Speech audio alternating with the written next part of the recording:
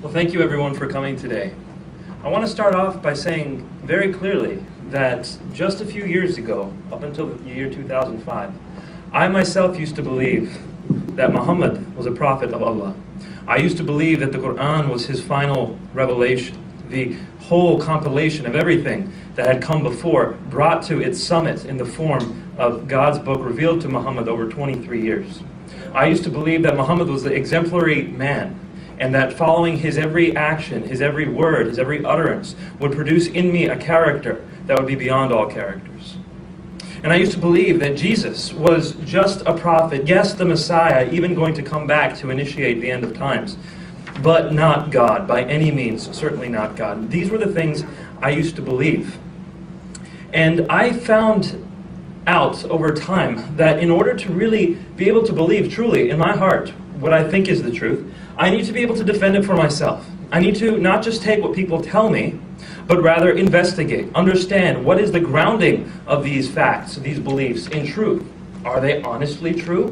Or am I just taking them at face value because people I've respected my whole life have told me they're true? And that was the case. My parents told me to believe in Islam. The imams had told me to believe in Islam. I had so many people who I respected telling me what to believe, and so I listened to them, and at a certain point I realized I need to look into these things for myself. And I had been challenged to do so as well. But I was so convinced that Islam is true that I knew right off the bat, no matter what historical investigation I undertook, it would lead me to confirm the things that I had been taught about Muhammad, about Jesus, about the Quran, about everything that Islam taught me. And I figured just looking into these things will confirm what I already believe. Today we're going to be talking specifically about Jesus. And Jesus was actually the turning point. When I investigated the life of Jesus as told by the Quran versus the Christian theology, and I compared it to history, that was the turning point in my understanding of the truth. First of all, I just knew, when I started this investigation, I knew that the Quran would be confirmed by history. I knew that according to the Quran, chapter 4, verse 157, وَمَا قَتَلُوهُ وَمَا صَلَبُوهُ, he was not killed, Jesus Christ was not killed, nor was he crucified.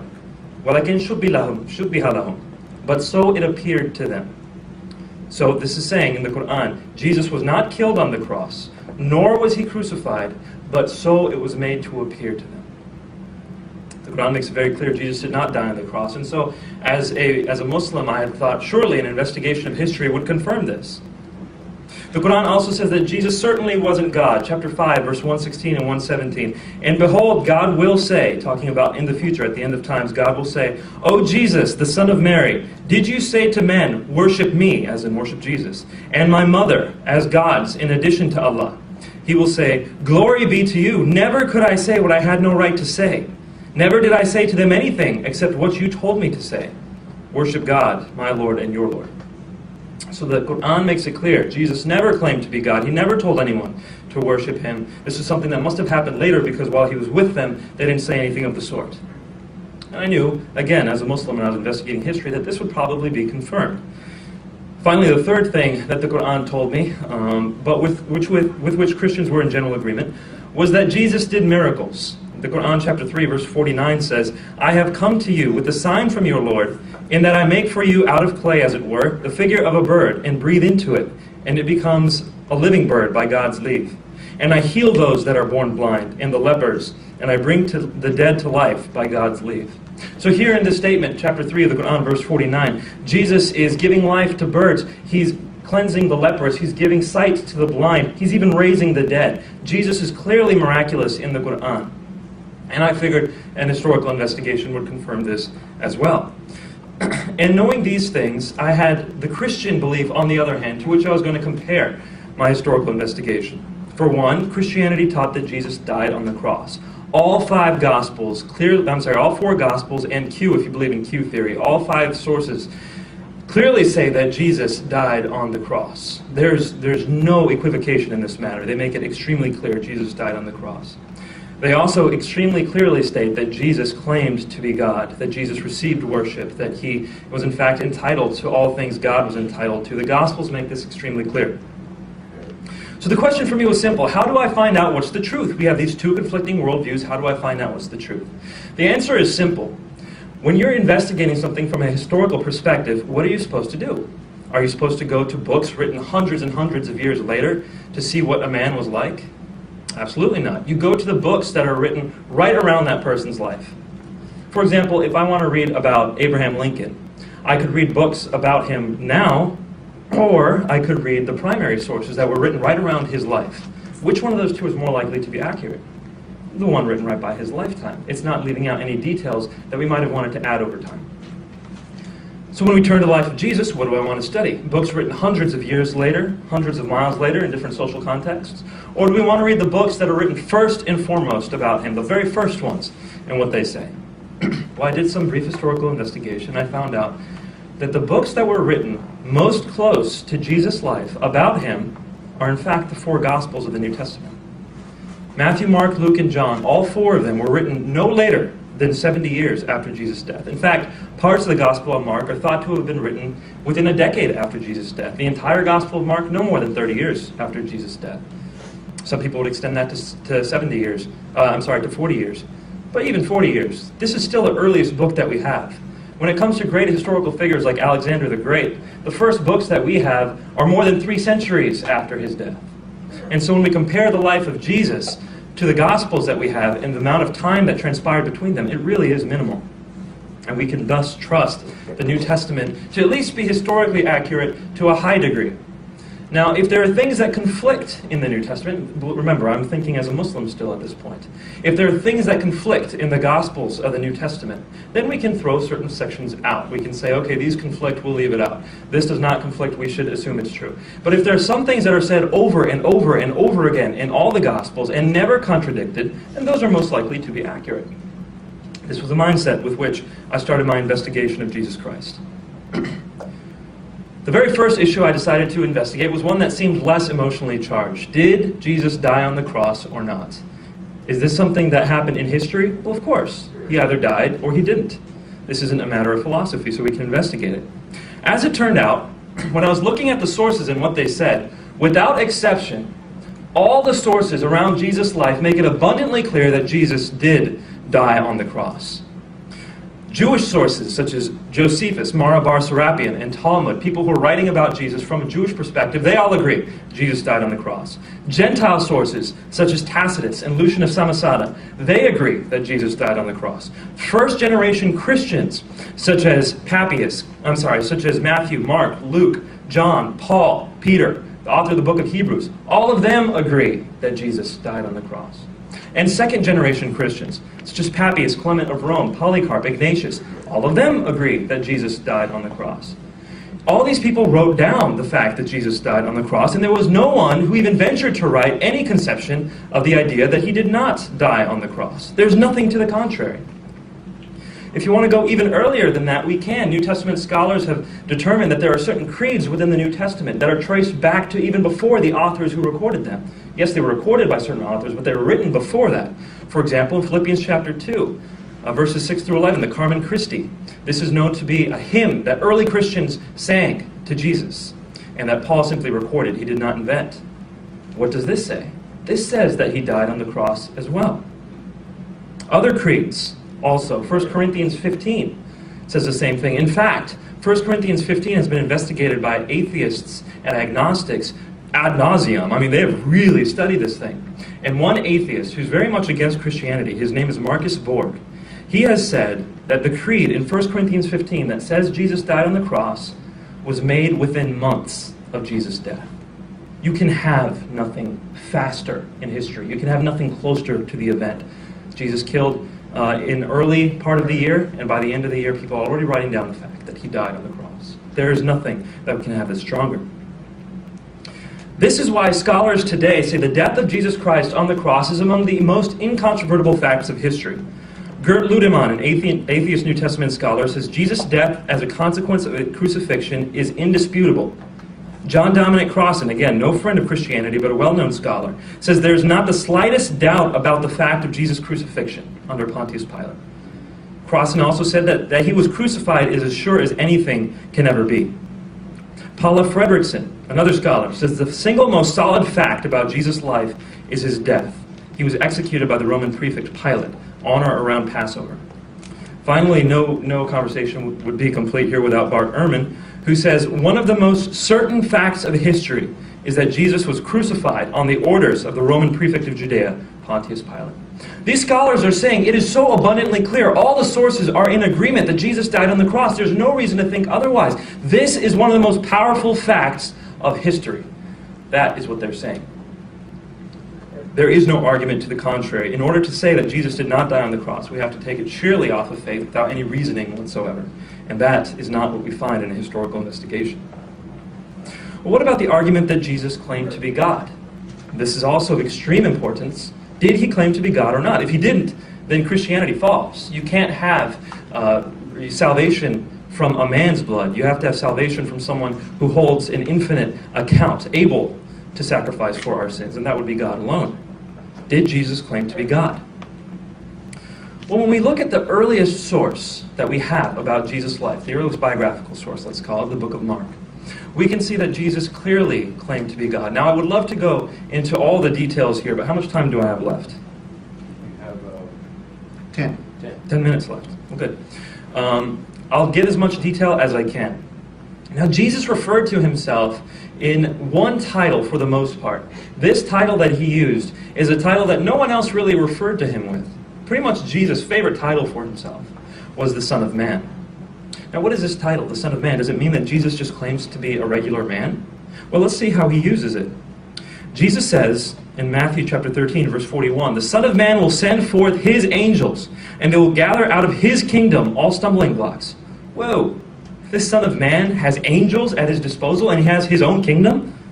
Let's keep reading, Matthew chapter 24. For just as lightning comes from the east and flashes even to the west, so will the coming of the Son of Man be.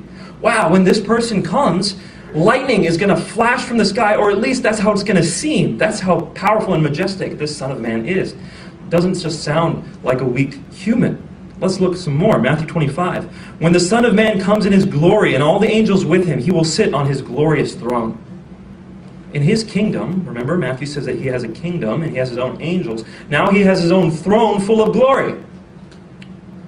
We read on about the Son of Man. When the Son of Man comes, will he find faith in the earth? Luke 18. Luke 21. But keep alert at all times, praying that you may have strength to escape these things that are about to take place, and strength to stand before the Son of Man.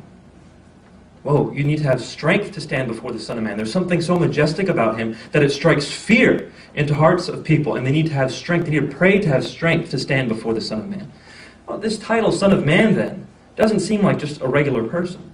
Maybe in certain circumstances it does, but at least here it doesn't, clearly, when Jesus is using it in at least these 5 circumstances.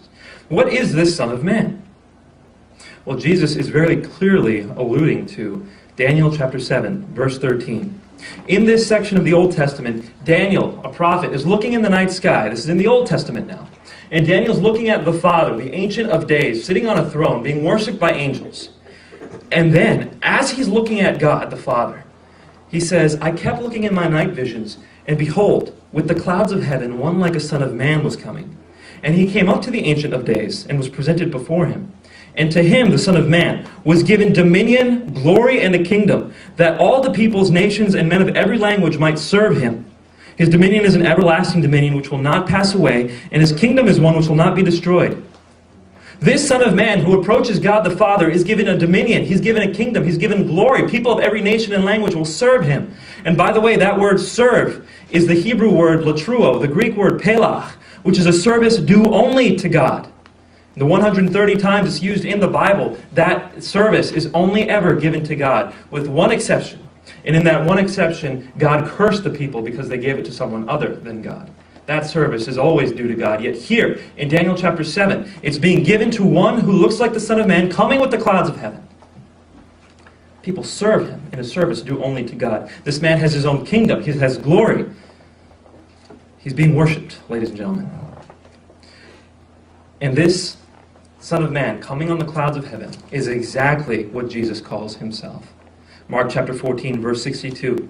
He's responding to the chief priest, Caiaphas of the Sanhedrin. Caiaphas has just asked him, who are you? Are you the Christ, the Son of the Blessed One? And Jesus responds, I am. And you will see the Son of Man sitting at the right hand of the power and coming with the clouds of heaven. He quotes from Daniel 7:13. this man who receives worship by all nations, men of every tongue. He says, I am that Son of Man who will come with the clouds of heaven. This passage is rife with divine intonation. We can actually see that the image of someone coming on the clouds of heaven is an image that's reserved for divine figures alone. Yet Jesus claims it for himself. In the same passage, he refers to the divine statement, ego eimi, I am. This I am statement is something that Jesus says over and over again in very powerful ways. John chapter 8, verse 24. Unless you believe that I am, you will die in your sins. Whoa, wait a minute. Unless I believe that you are, unless I am, what is that about? And why will I die in my sins unless I believe something about you? That makes no sense. You're just a man, right? Clearly he's intonating something greater. Unless you believe that I am, you will die in your sins. What is he saying? Well, he makes it very clear just a few verses later, John 8, verse 58. The Jews had just said to him, you are not yet even 50 years old, yet you claim to have seen Abraham. They're saying, you're not even 50. How do you say you've seen Abraham? Jesus says, I tell you the truth. Before Abraham was born, I am. Wow. Jesus claims to exist eternally, even before Abraham. And these are the exact same words he chooses to respond to the chief priest with. I am, and you will see the Son of Man coming with the clouds of heaven. It's powerful. It's powerful.